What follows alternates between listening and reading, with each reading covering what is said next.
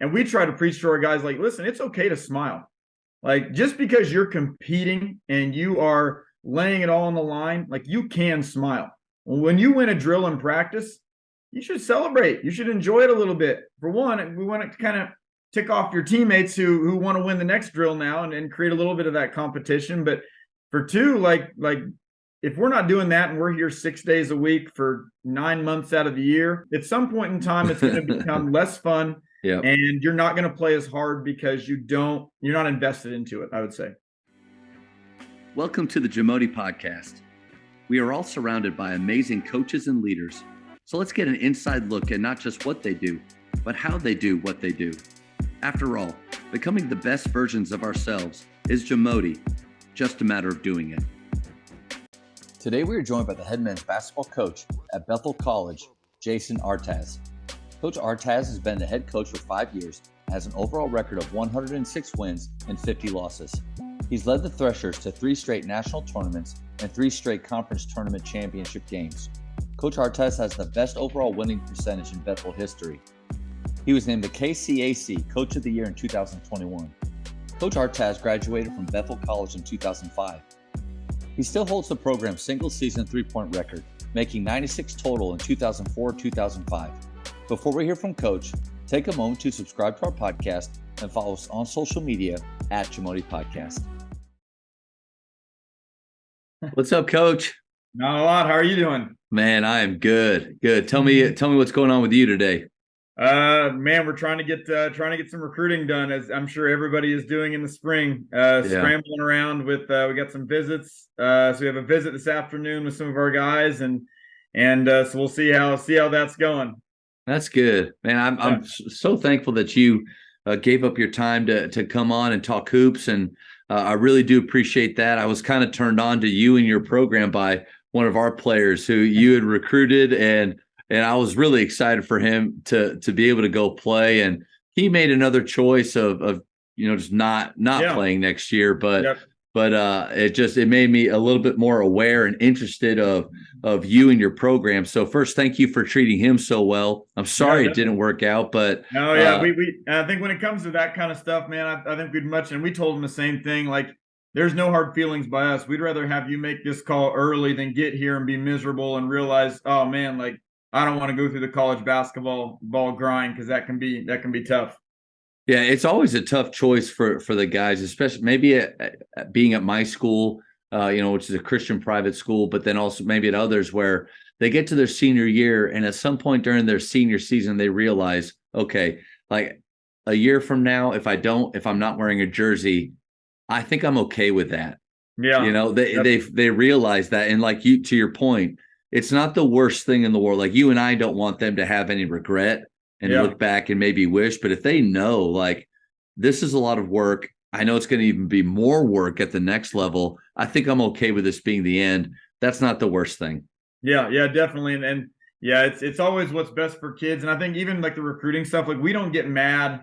I know there's some coaches that'll get mad at a kid for not coming to their school and pop off about this, that, and the other towards the kid. And man, I realize that is the hardest decision that kids had to make. And we just want everybody to make the right decision for them. And it usually works out for everybody in the long run.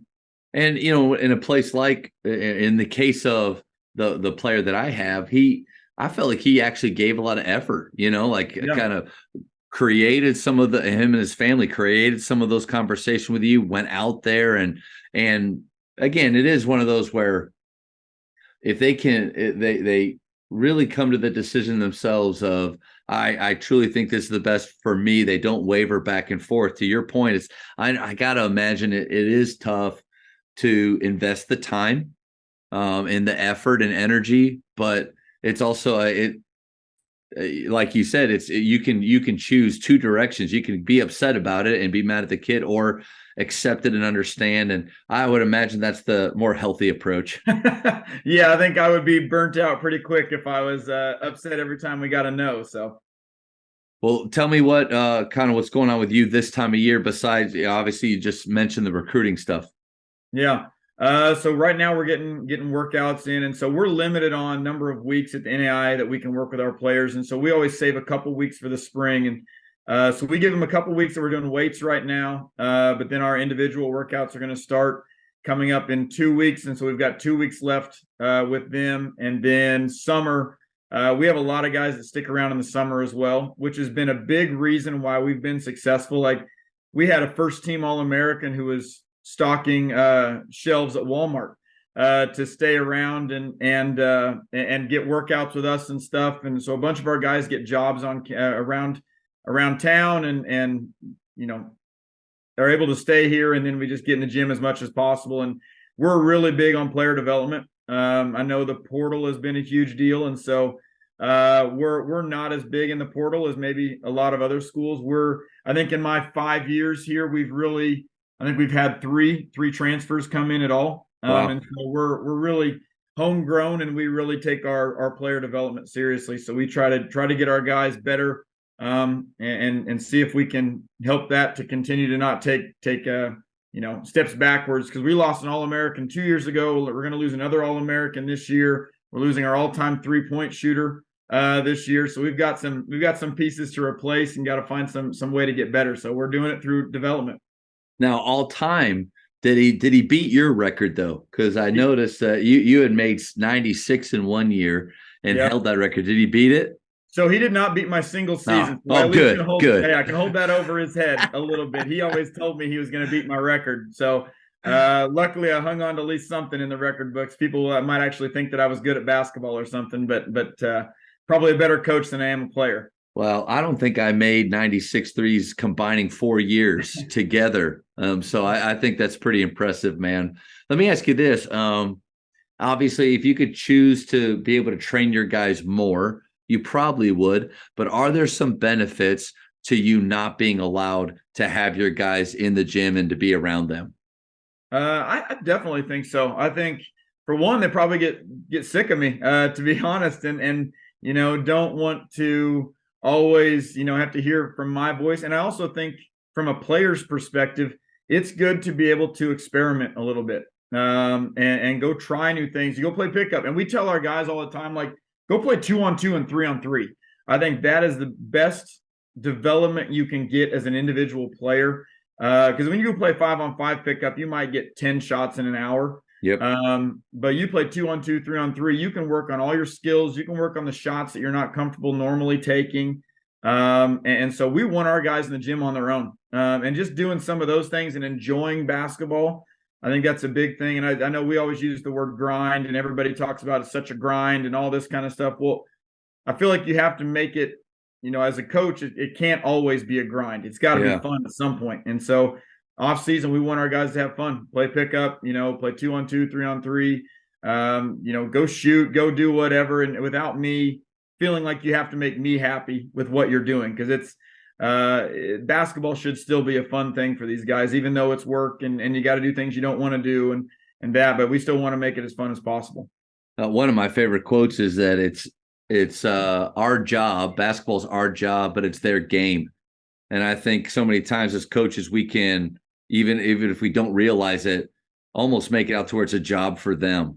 Yeah. And I get it. Like they are getting paid as college players, maybe real now, but then also, but also with their scholarship, but it is still a game, and they can choose not to do it. And so I love that idea of making it fun. And you're right on the money. Players, I think they are super skilled now, and they are spending a lot of time in grind, but it's so structured. Mm-hmm. Like even with me right now during the spring, I'm taking them through individual skill workouts in our athletic period, but I'm encouraging them to spend time before school, after school, on their own, trying things out. And then, like you said, pick up, like if everything is structured practice, structured games on the weekends and tournaments, when do they have the opportunity to experiment? Because as coaches, we don't want them experimenting in games, right? Yeah. That's where we don't really deviate from the plan very much. But to your point, I think it's so important just to have those guys be able to like relax a little bit and let loose and be free, like you experiment with those things. But I think it's always self-imposed by us coaches. We are all probably grew up being hard workers. We love the game of basketball. We were taught, if you're not working on your game, somebody else somewhere is, and they're going to beat you when they play you.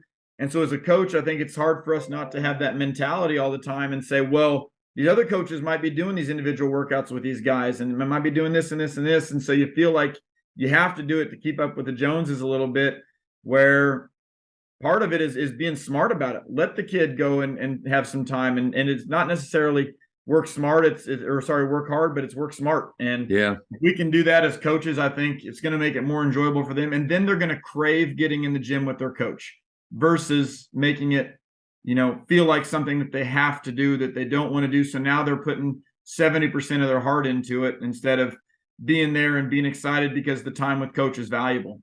Yeah, good point. And I mean, how many times as coaches do we do things just because either our coaches did it, or to your point, like we feel like we have to because everybody else is? I took that approach with spring and summer league. Yeah. Spring and summer league for me for years was a frustrating activity. I can't coach them. I'm sitting there in the stands. We're not really even practicing right now, but for some reason I'm holding them to standards that maybe we had during the season, but we're not. Like, this is a brand new group, some even new players. They don't know what, and I'm just sitting there getting so frustrated and mad at them, creating this tension.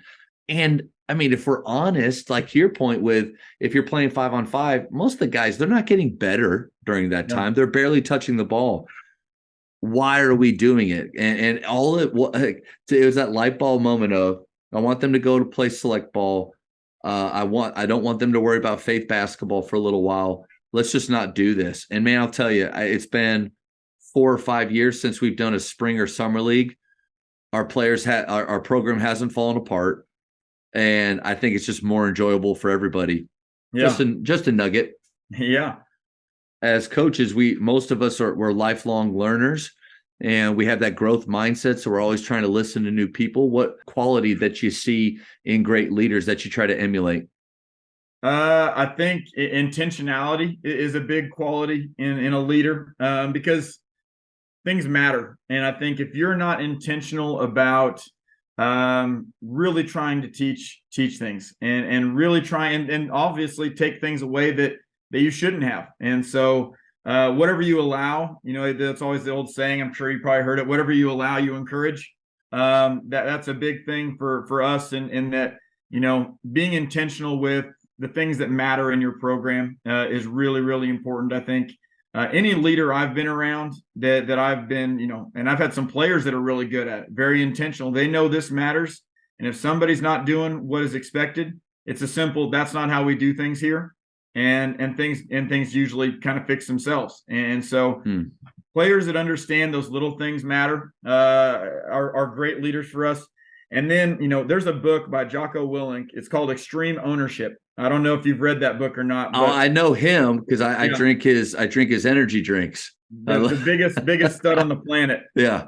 4:35, he's up every morning working out. And he takes a picture of it and he posts the picture with the date and everything. So hardcore. Yeah, I took some of the things, not the waking up at 4:35 to work out, but his book Extreme Ownership, I thought was life-changing for me, because it's so easy as coaches to say, oh, well, I don't have the players, or I don't have this, or we don't have enough guys that can shoot, or enough guys that can defend. And extreme ownership is, if you're the leader, everything is your fault. And it comes down on your shoulders. And so guys that are the best leaders, coaches, I think, that are the best leaders, it's our job to be successful. It's our job to get the most out of our players. And that might be when they don't feel like it. That might be when you have a couple guys that can't shoot. How are you going to make that work? At the end of the day, it comes down on us. And so understanding that we have ownership of our program and how we do things, it was life-changing to me. Of just, I'm never going to make an excuse. We're always trying to be better and always trying to be the best that we can. And if we're not, then I need to do better at my job. Man, I appreciate you sharing that, and I'm going to order that book, because I always love when I get to hear. I don't think I even knew that he wrote one, but again, I love his energy drinks, and then but because it's clean. I mean, if you look on the back of it, there's only 4 ingredients. Oh wow! As opposed to like a C4 that I also love to drink that has a paragraph of words that I don't know. So anyway, that's just, he's not a sponsor of the podcast, but okay. Well, you're going to work on that, I'm sure. I would be honored if he would, and just for free energy drinks. Yeah. That's it. But no, going back to that's a powerful moment when you really start to look at all of the good and bad that your team's doing on the floor as it's all your fault. Mm-hmm. Because Yep. you're right on the money. Like, what you allow is what you're encouraging, like you said. And so if my team is shooting deep threes, which we love that, I mean, I'm encouraging that by allowing them to continue to do it. That's a positive thing. But on the opposite, like I see lack of blockouts, but I don't address it. I just get mad about it. Well, I'm encouraging them not to block out further because I'm not addressing it within practice. I'm not addressing it within film. I'm just getting steamed about it. God, we're just not good at that. Like, instead of making that excuse, let's sit down as a staff, let's sit down as a team, and let's articulate how we can be better and how it will lead to winning more. But I think that's a powerful. Have you always felt that way? Because I mean, you're relatively young. I mean, Yeah. well, relatively. You were about the from head coaching experience. We're about the same age. We're about the same, because I was looking when you played. But you've been a head coach at Bethel for 5 years, right? Yeah. This is your 5th year. Yep. Have you always felt that way of like, this is my fault? Or have you been the coach that, golly, if our players just didn't suck so much, we so I would say, my dad and my mom were both coaches. And they set a really good example for me growing up. I never once heard them come back to the house and complain about this kid or that kid not being able to do X, Y, or Z. It was always like, how can I help this kid be better at this? And so I think they set a really good example for me. And I think that's kind of carried throughout everything I've done. I think that's kind of the growth mindset too, of being able to have an impact on everybody around you. And so I think I learned that at a really young age from my parents and their coaching styles, who were both, fairly successful coaches at a small school in Western Kansas. But I think I've carried that through, and I haven't had a ton of head coaching experience. I coached, my first job at a college was middle school basketball. And I realized pretty quickly that players are very important. We went my very first year of coaching, went 0-15, and then my next year of coaching, we won the league. So I thought, hey, that's when I realized it was all about coaching, right? But but I think I did learn a lot of things, and I thought that was one of the best things that I ever did was coaching at the middle school level and saying, man, we got to fix these problems and that kind of stuff. And so then when I got this job here at Bethel, 15 years later, I think I had already kind of settled in that, like, I can complain about things or I can help fix things. And I'm not a guy that wants to complain. I want to find solutions. And so I think that's been a big emphasis for us in our program. And how many times as a coach you sit on the sideline and you watch something happen and you say, oh man, so-and-so's doing this, or they're not going hard in this drill. And you're kind of talking about it as coaches. That is one of my biggest pet peeves. If my assistant comes and tells me that, I'll say, well, did you tell him? And, oh, nope, I didn't. Okay, well, then somebody needs to go tell him that he needs to go harder. And what are you telling me for? Yeah, exactly. So then we try to address that in the moment. And because I think that, what you let slide is going to end up sliding downhill pretty quickly. And so it might feel like it's only one time to you, but then all of a sudden it's one time, and then it's 5 times, and then it's 20 times, and then you lose a game because you miss a box out. And so, trying to understand that we control that stuff and we have our imprint on things. And, as coaches, you can't control everything. And we completely understand that, but we've got to make sure that we are the best at what we can control.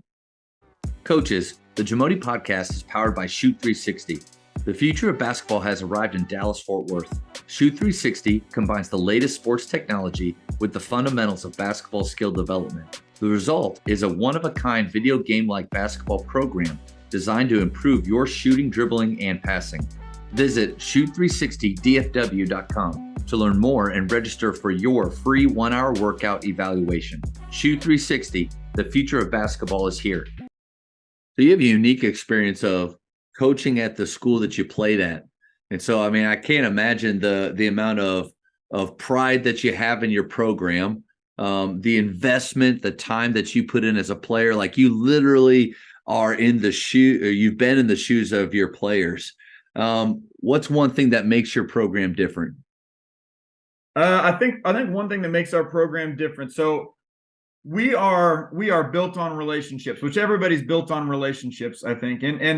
But one thing I will say that this was also a life-changing moment for me. There's a guy by the name of Jack Clark. He's a rugby coach from Cal, and he won 16 national championships or something. And I highly encourage anybody to consume as much as you can about that guy, because he is unbelievable. But we all use the word family.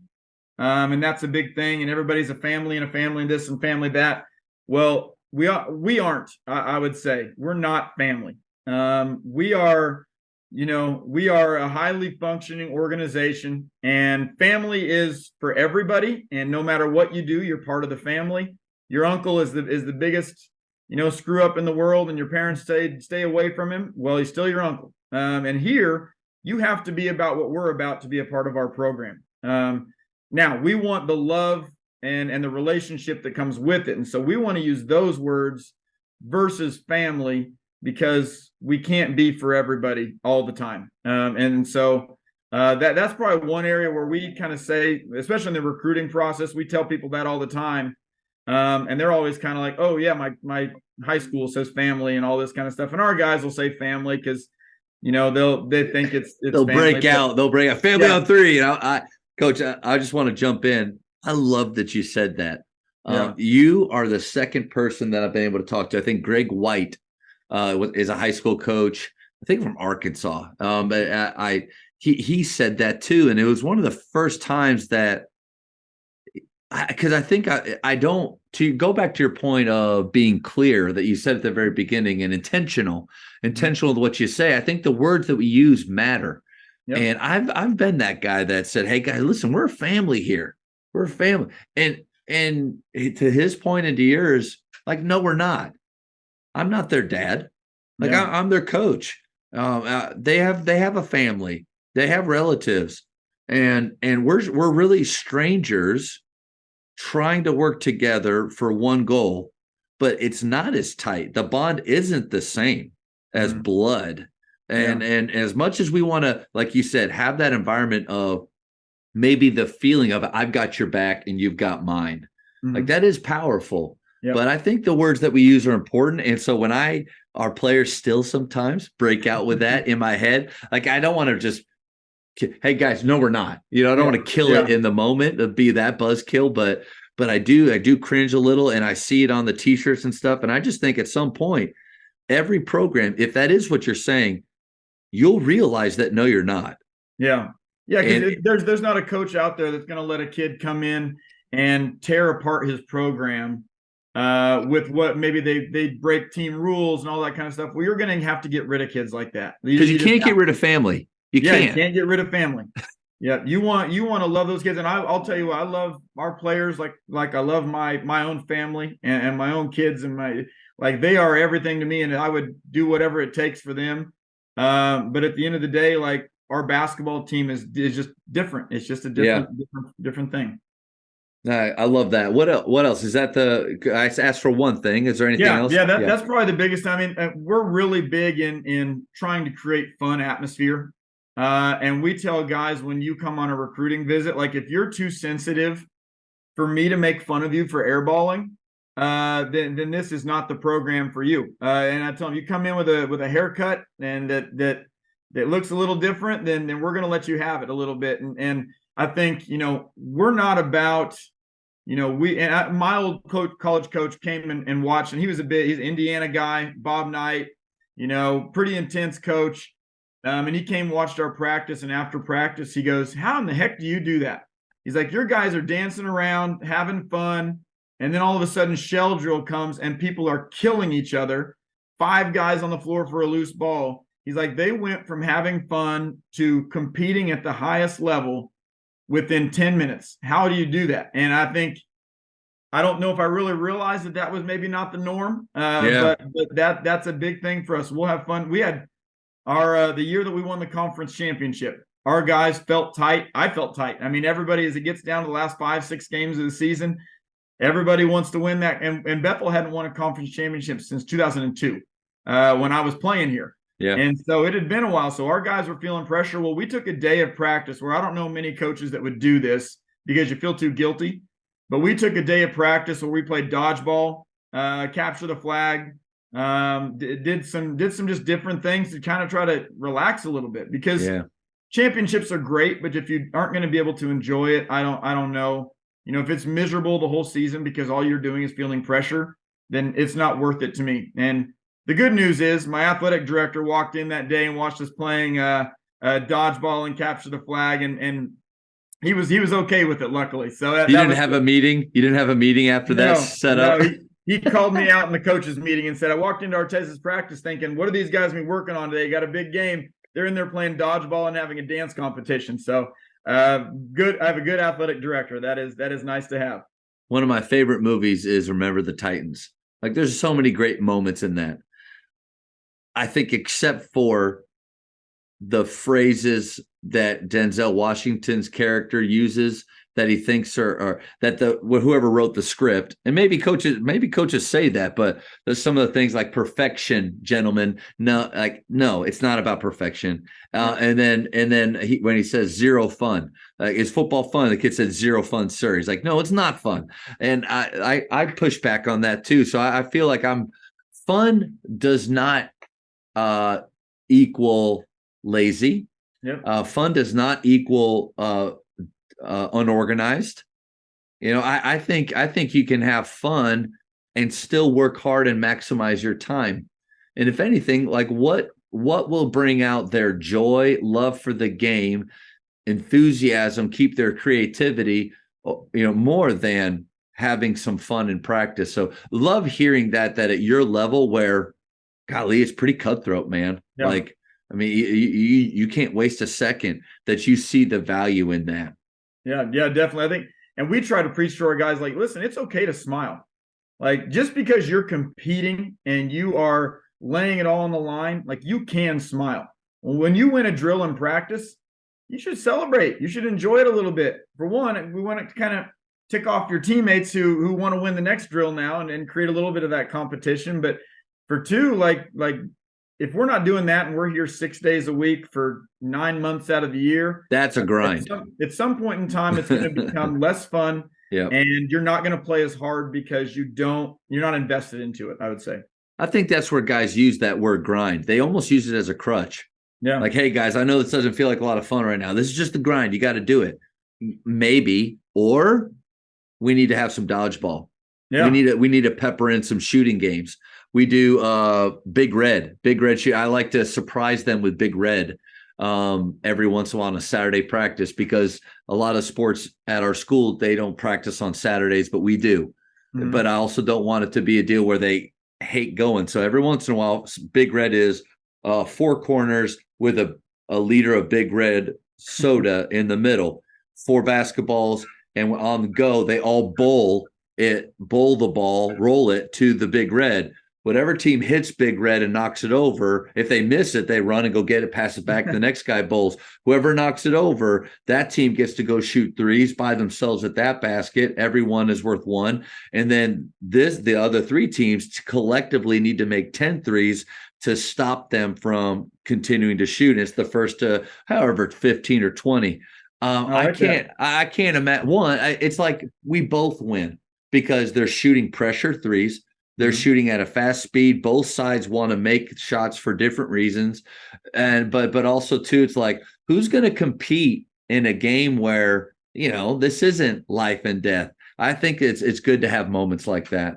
Yeah, definitely. Big Red shooting, coach. I'm gonna have to incorporate that one a little bit. Oh yeah. And then just don't let them have the soda after. Like, I had a kid, they opened it and I was like, oh, are you serious? It exploded everywhere. But anyway, that's free. Free science lesson to those kids about carbonation. Right. There you go. You're always teaching. That's good. What are some of the standards and pillars of your program that allow you to have a great atmosphere that's not built on family and also that is built on and has fun? Yeah, I think, one of the biggest things, I got this, obviously Pete Carroll had this, I think, and then it went to Steve Kerr. And so I think I heard about it from them about pillars. And so when I took over the job, at Bethel, this was probably one of the first things that we did is we sat down. I had 20 things that I felt like I tried to write down that matter to me. And I think your pillars of your program need to be something very personal to you as a coach, because if it's not, it's hard to hold to those pillars because you can't. This is a Phil Beckner. I don't know if you know about Phil Beckner at all, but unbelievable. But he always says you can't give away what you don't possess. Yeah. And so I wanted to pick something that was going to be very much personal to me. And so our pillars, we talk about in the beginning of the season, we really emphasize them daily. Number one is toughness. We tell guys all the time in the recruiting process, like, this is not the place that you want to come if you're the guy that has to lay on the floor when you get a bloody nose. And if you're the guy that doesn't want to dive into the scrum because you're worried you're going to get an elbow to the eye or whatever else, like, we're tough. And I think toughness is more than just physical. It's a mental thing. You can make mistakes here and all that kind of stuff, but it's your reaction to the mistake that will really get you in hot water with me. And so if you're a guy that has to hang your head, and you're a guy that doesn't play hard because the shots aren't going in, then you're not going to enjoy our program. And so we want to have guys that can make the tough play, guys that can play great even when the ball's not going in the basket, and have that next play mentality. That's important for us. Competitiveness is a big deal. And I'm sure every coach probably says this, but competitiveness is huge to us, and we try to talk about it. And I probably say the word compete to our guys 20 times a day. And we want guys that really want to compete at everything that they do. I don't care if it's a shooting drill. I don't care if it's a passing drill. I don't care what it is. We are competing because that's what is fun. I think it should be fun. But that's also what life is about a little bit. And you got to be willing to compete in everything that you do. And you're competing for the promotion. You're competing for the job. You're competing against other people in everything that you do. And so you have to find a way to find some joy in that competing stuff. So one of the areas that, I love about our program that comes to competing is we talk about those guys sticking around in the summer. We'll do 6 a.m. pickup in the summer. And our 6 a.m. pickup, coaches get in and play. Can you still hoop? Can you still play a little bit? Well, I'm a king culture guy. That's what I tell people all the time. I'm not great at much on the court anymore, but I will communicate better than anybody out there. I promise you that. I talk a lot of trash also when I get out there, try to get under some of our guys' skin. So, but we had a really good player here who actually took his grad year and was playing at College of Charleston in Jalen Scott. Started for them, but we had some absolute battles at 6 a.m.s. Me and him would always go on opposite teams. And I would walk out of there really ticked off when I lost, and he would be mad when they lost, and we'd have guys getting into it. And that's at 6 a.m. in the morning. And wow. So to have that be part of our culture, I think a lot of that started right there at those 6 a.m. pickups where, guys want to win. And that's a big deal to us. And I tell them, if we're playing checkers, you should be doing everything you can to win and seeing if you can, beat whoever you're playing, because that's why we do it. But the next one for us is joy and fun. I think that's a pillar of us. And you can compete really hard and want to kill yourself to win, but you also can enjoy while you do it. I think that's a big thing. I think we always get that, you have to have a game face where you're just, you're mad, you're angry, and whatever else. And you can compete and have fun. You can hoot and holler and cheer on your teammate and compete like crazy. I think those things can happen the same. And so we've talked about all the fun that we try to have in our program. And the last thing is just unselfishness. When we realize that the world is not about us, is when we start to live, I think. And so for us, we want to make sure our players understand that. It's not about your minutes. It's not about your points, your shots, all that other stuff. Because at the end of the day, I couldn't name who the leading scorer was in 2012 at Bethel. I have no idea. I wasn't coaching here. I don't know who was here. But you're going to have the memories of those things, and you're going to talk about the games you won and how supportive you were, and like your teammates going crazy because you hit 5 threes in a row or whatever it is. Like, you have to be about more than yourself. Because if you're not, then we're just out here playing pickup basketball. If you ask me, you're playing rec ball. And so what makes college athletics great is you are living with the guys that you are playing with. Yeah. You're spending time on the floor, off the floor.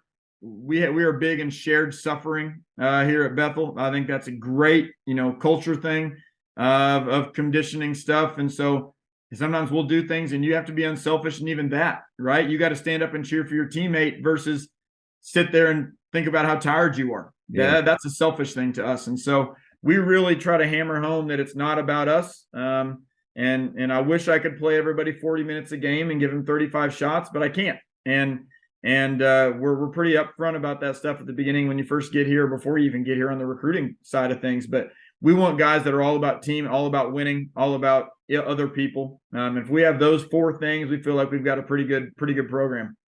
Yeah, I love those pillars, and I can see how they work together. And I love the idea of competitiveness, but then joy right after, or toughness and joy, because you're right. Like, so many people talk about competitiveness, and you almost have to feel like you're always mad and upset. And if you're not upset or mad, then you're really not that competitive. No, I think you can be ultra competitive, but then your joy shows through. And I think that can actually even take you to, in my mind as a player, a crazier place. Like, if I actually enjoy getting hit, if I actually enjoy diving, enjoy taking on a bigger challenge, I'm going to be even more competitive. And another thing you said was at the beginning, and I think this is a challenge for coaches, is make your culture really personal to you. Because how many times do we have I love acronyms, but we have an acronym, or we try to find something that fits this word or here or there, but those pillars really I don't live them. I don't really feel them. So to your point, you said you wrote down 20 things. This past summer, my assistants and we sat down, we said, what words do we actually say and use quite a bit in practice when we're talking to our players? And we created that list, and a lot of ours are similar, you and I. But I think that's a valuable, since it's the spring right now, right? I think that's a valuable tool. Is forget the acronym, what you had on your T-shirt or on the wall last year, and what do we actually say and do and live each day with our programs? Yeah, absolutely. I think, and I kind of, I disagree with some coaches on this. A lot of them will have a theme for the year, and they'll have their one saying on their T-shirt. We don't do that. We are who we are, and we don't have a different mindset each year. We kind of just try to do the same thing over and over and over again, and it becomes easy at that point. Completely agree. And I think too, I want our guys to have a lot of gear here. So I do motto T-shirts. But I can't remember what coach said it, but like, give up control of the things you don't really care about. I don't really care what's on the back of T-shirts. So I let my seniors choose phrases. Hey, you get to choose a T-shirt. You get to do a T-shirt. You get to do. And so it's kind of cool. Like one of the guys chose know your why. Like, that's awesome. Yeah, that's a good phrase. Put it on a T-shirt. Yeah. They have ownership of it. I don't really care what it says as long as it's not something stupid. And then, but then too, it's like, we got more gear. Those are, but I would imagine if somebody saw that, like, oh, that must be their theme this year. Know their why. No, it's not. I agree with it. I think you should, but I like that. So this next year, we'll have our 4 or 5 colors, and they can choose to order them or not if they want. Yeah, that's good. That's good. I like that. The Jamodi podcast is powered by Sideline Interactive. Sideline Interactive is the leading manufacturer for high-quality, innovative scoring tables and LED video display boards that help coaches and schools bring more excitement to fans, create huge fundraising opportunities, and make their jobs easier. Visit sidelineinteractive.com to check out their amazing products. So we talked a little bit about your culture, and I think it probably leads into your style of play. Because to me, it's if you are wanting your guys to take chances and wanting your guys to be tough and not and to respond well to mistakes, probably have a style of play that fits with that. So what's your favorite to teach? Style of play, I think, for us really comes down to just the word aggressive. We try to be an aggressive team, because I think the game of basketball becomes easy if you're the more aggressive team. When it comes to, I don't want guys second guessing, should I do this? Should I do this? Should I do this? And so we run kind of a watered down variation of, read and react, basketball where it's about spacing, it's about driving the basketball, kicking, moving without the ball, getting ball reversals, all of those kinds of things. We're a very up-tempo team as well, and so we are, whoever gets the rebound is now the point guard. Nice. Outside of our five, we obviously don't want him bringing Sure. the ball up very often, but we think that helps us play faster. I was an idiot this year and tried to overthink things a little bit, and you know how off season gets there, and you're like, gosh, we got to try something else. We got to let's see if we can wrinkle this in. And I think I heard a podcast from some coach talking about transition ball screens, and I went and watched some of their film, and I'm like, man, that is great. So we put in this transition ball screen on paper and on ideas. It sounds awesome, but then all of a sudden it slowed us down. Yeah. We felt like we weren't getting the early paint touches that we wanted. Because we're waiting on the five to get there, we're waiting on the read, and ended up point guard over dribbling the basketball. And so we went, probably 2 months, and then I was like, gosh dang it, like this just isn't looking the way that we want it to look, and it's hindering our offense a little bit. And so we love just open floor. I think teaching our players how to play the right way, but then giving them freedom, I think is a big thing for us. We are not going to micromanage the offensive side. Now, having said that, everybody should know their role and know what they do best. And that's what you're expected to do. Whatever you do best, do those things. I'm sorry, I didn't mean to drop. No, it's okay. Individual skill work helps with that. Yeah. Because how do guys know what their best is if you're not in front of them, and vice versa with individual skill works, and allowing them to show the things that they can do besides just pick up. And I'm right on board with you. Like, it's my issue with secondary breaks. In theory, they sound awesome. Like to arrive in space, being organized and have scripted actions that you can go to. It sounds great, but man, I think if we're honest, you nailed it. It just slows us down. Like we don't really get it. It's too scoutable. Like we don't really get what we the same with rim running, in my opinion. We don't really get what we think we get from that. And here's the danger is it working occasionally, meaning we should always do it. It should work every time. Yep. No. And I agree with you. Like, what does every offense want besides creating an open shot is to get the ball to the paint. What's the easiest way to do that? It's when the defense is retreating and there's a lot of space and you have guys being aggressive, like you said. And so it's funny how I've thought the same way as you, like, man, maybe we should have something early on, but no, we get the ball exactly where we want it to, very simply because it's simple. Yeah. And that's the hardest time to guard anything. Yep. And let alone a guy running down your throat with a basketball and you're retreating. And then we tell our guys, we just really teach on driving elbows and getting the ball to the opposite elbow, getting strong side to weak side, which then becomes really tough to guard. And so we kind of just give our guys the freedom, but the understanding that we're kind of playing in a framework of and that's why we like to read and react, because it's pretty simple. It is move in the direction of the ball and pass and cut away and all of those kinds of things, creating those driving lanes. And so that's what we like to teach and coach. Defensively, we are a big switch team. We are aggressive. We get out and deny. I think, and there's definitely different ways to teach it. And I'm not saying my way is the right way and all that kind of stuff, because there's definitely, Virginia does a great job of their pack line stuff. And we have teams in our conference who don't get out and deny, and they're great defensive teams. But for me, I don't like when teams can just run their stuff. And so we try to get out and really take away easy passes. We want to take away passes to the wing. Our starting five this year was 6'5". And so if the ball is pretty not versatile, on the wing, the ball's not on the wing, then you don't have to guard the post, which is a big thing for us. And so we'll switch, and it depends on matchups. We might switch 1 through 3, might switch 1 through 4, might switch 1 through 5, just depending on matchups for us and what we can do. And so, but overall, we just want to be an aggressive team. We don't want to be a team back on their heels. And I think that creates that tough mindset, we hit you before you hit us kind of philosophy. And so I think our defense and our offense is very, married together, in that you're not asking your guys to be crazy and up in the passing lane. and just blitzing everything on the defensive side, and then trying to go on the offensive side. Okay, guys, let's chill out and let's run 25 seconds of offense. Hard to change your identity that much from end to end. I've seen when we defensively try to slow down, like we ran pack line for a year and we averaged in the 50s, low 50s, which is just not who we are, what we tried to do. But it slowed down the offensive side. It was one of the least efficient side we've ever had, and I blame slow defense for that. Yeah, it's really hard. It's really hard to do it one way at the other end, and then all of a sudden go and play a different way offensively. So I believe that mismatches don't kill you; open players kill you.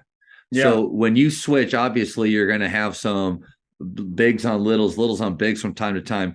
With your aggressive style, what is something that you feel like does hurt you when you play that way? Well, I think they're longer rotations. And so staying out of rotation, so like on a dribble drive, something, or, baseline drives.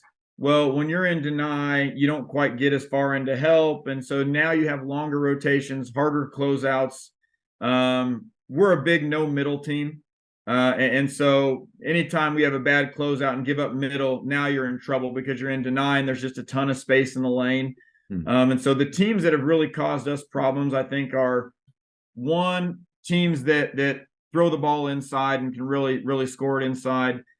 Two is teams that can get the ball to the rim on us individually, which causes a problem because now you're in rotations and having a hard time and trying to scramble and close them out. And we work on scramble stuff a ton, just because if you can scramble well, you can be a good defensive team. And so, but that's the teams that give us the biggest trouble, is the teams that we can't guard individually on the ball. And you could probably say that about darn near any defense you run, but I know that's a tough thing for us. Yeah, but some defenses limit those opportunities more than others. Yes. And it's almost like when you are going to encourage it more, and a team with a few playmakers, but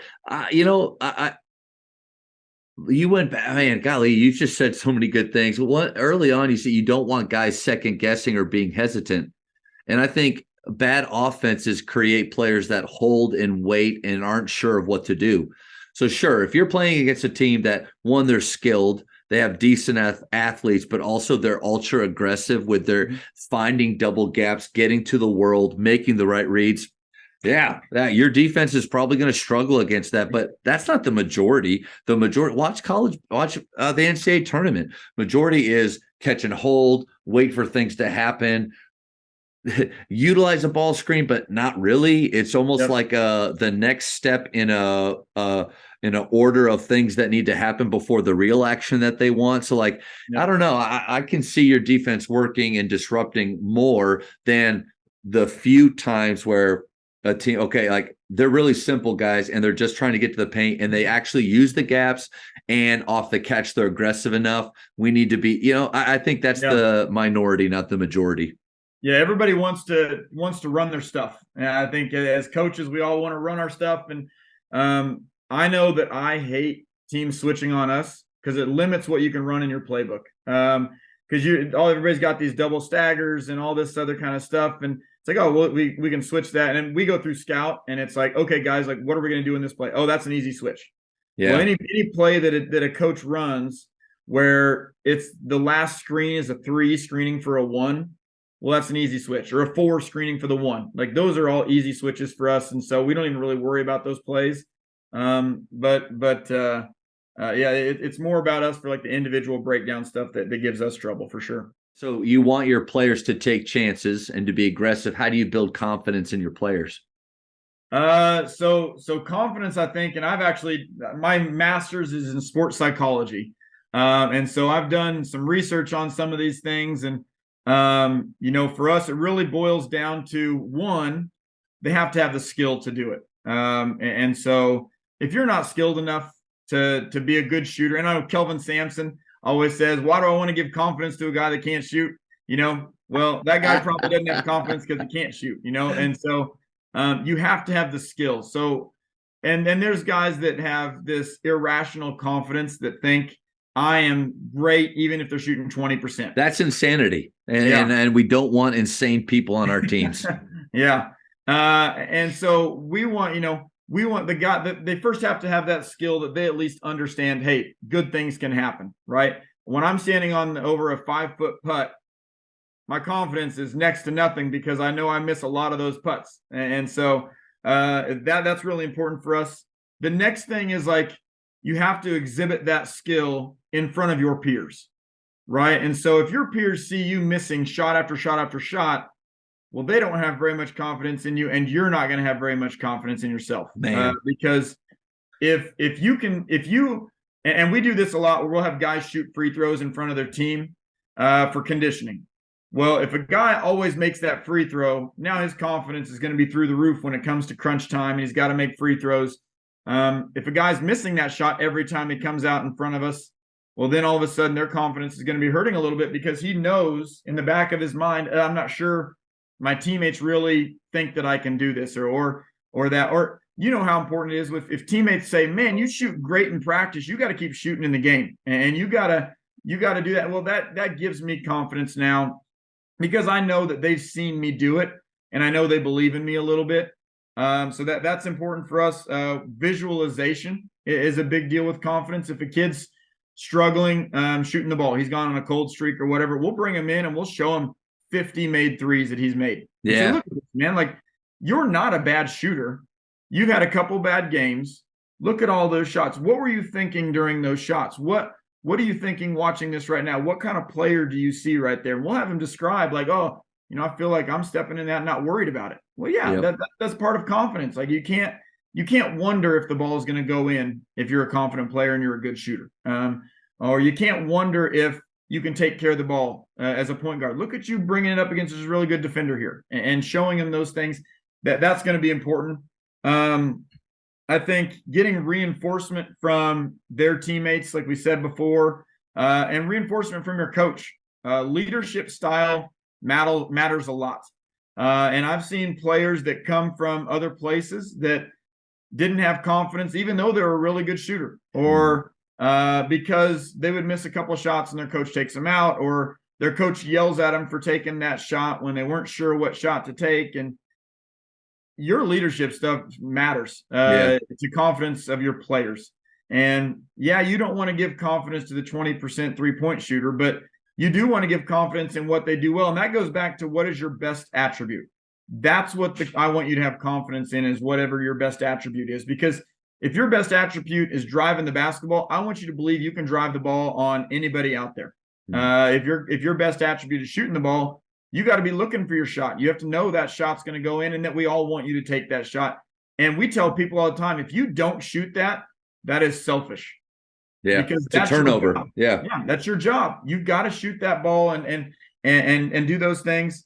And then the last thing that we really try to focus on is our players have to know that when we're practicing and we're working on skills, it's a deliberate practice, meaning it's okay to miss that shot 20 times in a row. And I would use Jalen Scott as an example again. I watched him. He does not have the best touch around the basket. And we would always kind of give him a hard time about that. But we went and worked on just overhand finishes and working on his around the basket finishes. I watched the guy miss 18 in a row. And he's a first-team All-American. He's playing at a Division I school now. But here's the reason he became great is he never shot the 18th and then felt, I guess, scared of it. And so then he would change it and say, okay, well, I don't want to shoot it this way. I'm going to shoot it so I know it goes in. Well, you're not getting the right habits. And so we want guys to understand that they can make mistakes in the player development side of things, because once you realize like, oh, I can make mistakes and I can dribble the ball off my foot. Well, then all of a sudden you're going to get better at your skills and you're not going to feel self-conscious about making those mistakes. That's okay. Like, we're all in it. I make mistakes. Everybody in here screws up at one point in time or another. Like that's just part of being human. And so we try to focus on all those things with confidence. And I'll text my guys a lot, man, I love watching you practice today. You really got after it. Or hey, man, that's good. That's good. Them hearing those things and seeing those things, and kids love getting texts from coaches saying that they believe in them. I think that's a big deal. That's good. If I didn't know any better, I feel like you had attended a PGC shooting college, because it's a lot of large part of the shooting that we do there is about their confidence. And where does it come from? It comes from preparation and what you think about all day. That preparation piece, you nailed it. Like, kids cannot lie to themselves. They can't look in the mirror and say, I can fly a plane, if they've never done the work. And so step one, do the work. I loved what you said about them doing it in front of their peers. That goes back to like the conversation that I might have as a parent at a high school. Like, the parent says, man, at our driveway, when the sun's shining and there's no wind and everything's perfect, he hits it every time. Oh, that's great. I don't care about that. I care about in the shooting games that we play, in the moment where it really matters in practice, and does he make them in front of his teammates, like you said. And then I do agree, even though their confidence has a lot to do with them, as coaches, we have a responsibility to, one, maybe stop the insanity and give them the tools to train intentionally so they can actually feel prepared. Mm-hmm. But then to protect their confidence at times, to show them highlights of, listen, you need to remember when you've done this really well, because right now you've forgotten. Mm-hmm. And in those moments, you just missed 7 in a row. But listen, what's about to happen is you're about to go off. And help kind of help them step into that. So great reminders there, man. And I think one of the things I like to do to our players every once in a while is, before a game, if I know a kid maybe hasn't shot it great, I'll tell them, I'll say, you know what, I got a really good feeling about you today. I got a really good feeling you're going to play, you're going to shoot the ball well, or whatever else. And that's like, I think every time I say that, a kid's like, ooh, man, that's exciting. And sometimes it works out. And so what do you tell them? I told you I had a good feeling about that, and now you're going to be on fire. And if they don't shoot it well, they'll forget you even said that. So that's right. Don't come back around and be like, hey, I was wrong. Yeah. I was wrong. You were terrible today. Yeah. I made a huge mistake. No, I love that, man. Like, great reminders right there. And I've found that when you talk to players like that, and especially if the training is on point, if you're training them the right way, if they're putting in the time, and then you speak to them like that, I mean, it usually works out. Like, they do the things. Like, there's something to it. It's not like you're just hoping or guessing. Like, don't base your game on hope. Don't coach based on hope. But I think you're actually trying to help them believe in themselves the same way that you do. That's great, man. Yep. Coaches, the Jamodi podcast is powered by Ballogy. Manage and measure your players' skill development and increase accountability year-round utilizing the Ballogy app. Boost inter-squad competition with drills backed by the National High School Basketball Coaches Association, including a 40-shot Ballogy skills assessment. Please visit ballogy.com/teams for information on how you can provide this resource for your team. Defeat is something that I like to tell my players, like, just remember, I want to win just as much as you do. And at the same time, like, I hate losing just as much as you do. So, but defeat does happen. How do you handle it with your team?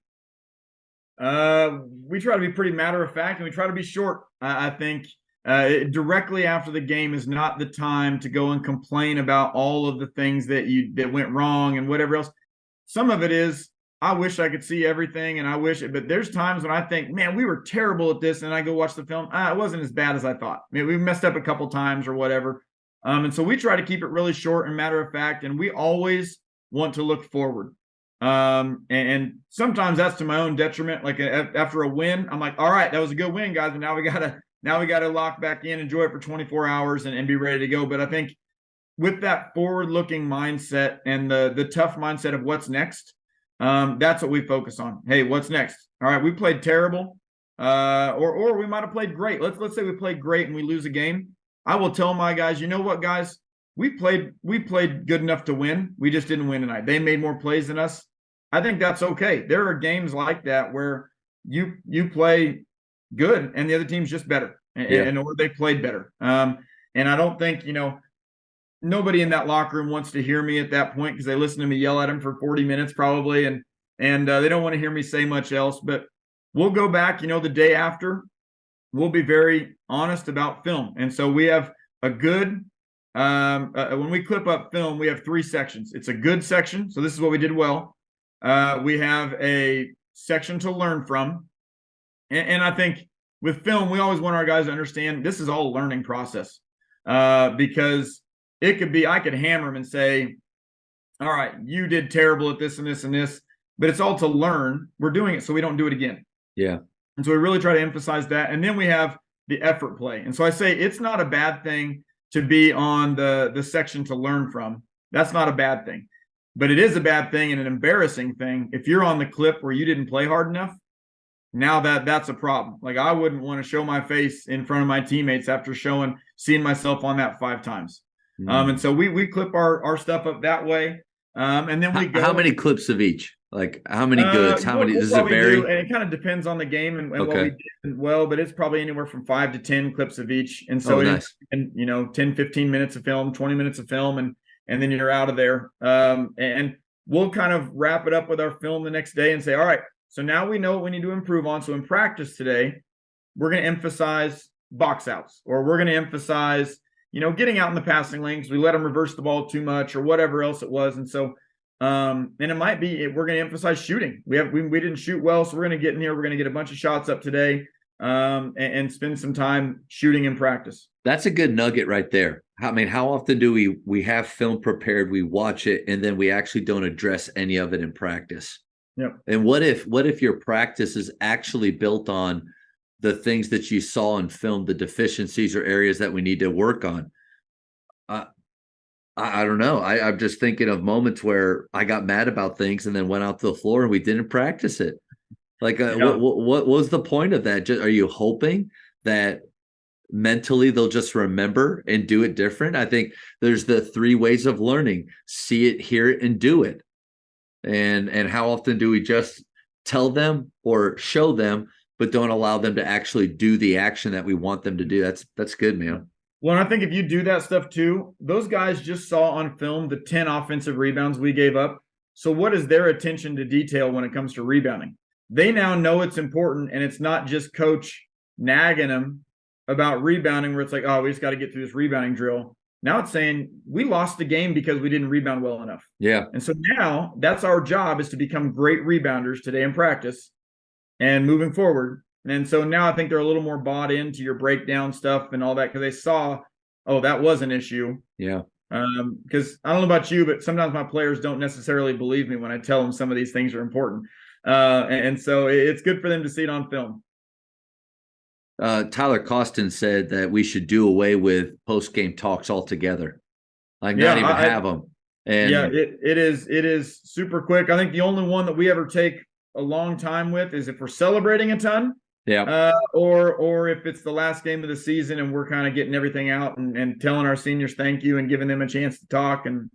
But other than that, it is 1 or 2 minutes and we're out of there. Yeah, I think that's good, because we're resulting most of the time right after. And Scott Drew said, it's like, what you think you saw isn't. I don't know. And even you said it. How many times do I think, man, we sucked, and we're just so far away from where I thought.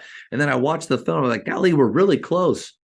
And vice versa. I could come into after a win and say, guys, like, that was incredible. We were up with it. And then I watched film and like, you know what? Like, we actually have some bad habits right now.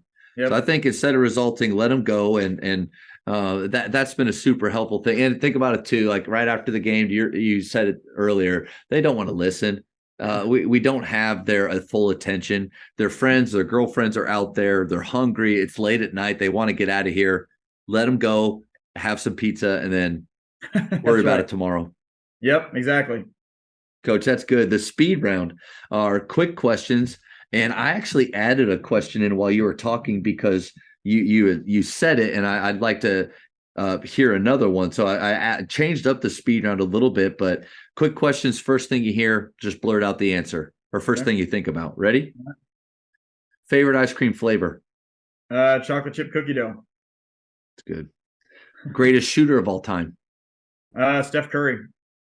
Best basketball movie of all time? Oh, man. Glory Road.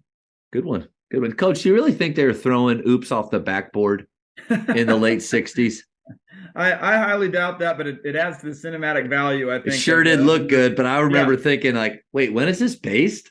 Yeah. They don't even do that now. Texting or talking? Texting. For high school, shot clock or no shot clock? Shot clock. Thanks, Coach. Texas, we don't have one. Yeah, we don't have them in Kansas either. Man, that's kind of surprising. You would think if there was going to be anywhere, it'd be in Kansas. Yeah, you would like to think, and I know we've talked about it. I know here a bunch in the state, but it always ends up coming down to a money thing or having to find somebody that can actually run it, and you have the smaller schools that can't do some of those things, and so it makes it tough. I heard a great maybe kind of either or is: would you rather have 3 officials at your game or 2 officials and 1 official working the shot clock? Oh man, that's a good question. I'd rather go 2. I think 2 and yeah. No doubt. Yeah, that's just one less guy for me to yell at during the game. So. yeah. They're missing stuff anyway. Who cares? That's right. Up 3 on defense, 7 seconds left. Do you foul or no foul? Where's the ball at? Half court. Okay. I'm gonna foul on the bounce. So foul on the bounce, any dribble off of that. Now we won a game where a team fouled us this year, where we were down 3.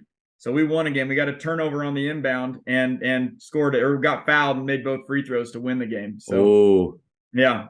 So it was that might have changed my philosophy. I still am trying to iron that out and see what's either way you might lose that thing. So I've actually done both. Yeah. Just kind of depending on the feel of the game. You already mentioned the Jocko book, which I wrote down, but what book would you give someone? Oh man. The Jocko book's really good. Toughness by Jay Billis is really good. There is Legacy. If you've ever read the All Blacks. All Blacks is unbelievable. There's also the Messiah Method. If you've ever read that is really good. It's about a D3 soccer coach. Wrote it out of North Carolina that has won multiple national championships, and I took a lot of good things from that book about just culture and how to build a winning program and those kinds of things. Have you ever, like in Legacy, they have the little booklet of all of the things, the red book I think it is called, is that they pass to new players about their. Have you ever thought about doing that with your words? Yeah, I've thought about. I know a lot of teams do like a word wall. In locker rooms and kind of those kinds of things. And so I've thought about it. I don't know if I have enough great words that would fill up very well, much. But more like just the little standards and things like how you do things. I don't know, just something that players pass on to other players and it kind of grows and evolves, but then you're able to maintain some of the things from the past. Like I'm interested in doing, but then also, I mean, from a budget standpoint, how are you going to make that? How much? One of the ideas I've had that I've never ended up doing, but I think is a good idea, but I don't know why I haven't done it honestly, but I think it's good to have your players write letters when they graduate about what the program means to them. Legacy letters. And then just have that in a 3-ring binder in the locker room and you just keep adding to it.